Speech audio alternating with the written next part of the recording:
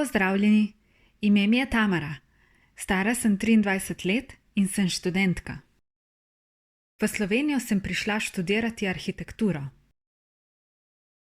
Živim v študentskem domu, med počitnicami pa obiščem družino.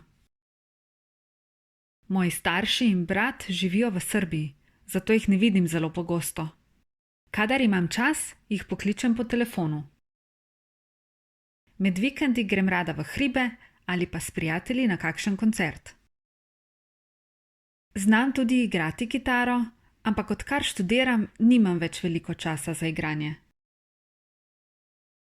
Dober dan, ime mi je Marko, star sem 32 let in sem elektroinštalater. Sem poročen in imam 3 otroke. Najmlajša hči ima 5 let in hodi v vrtec. Sin je star 10 let, starejša hči pa 14. Naslednje leto bo šla v srednjo šolo. V prostem času rad igram računalniške igrice in gledam nogometne tekme.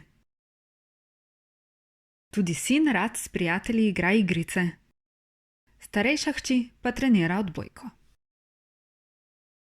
Živimo v hiši v Grosuplju. V službo se vozim z avtom, žena pa dela bližje domu, tako da lahko gre v službo peš. Pozdravljeni, sem Iva. Imam 16 let in hodim v srednjo šolo.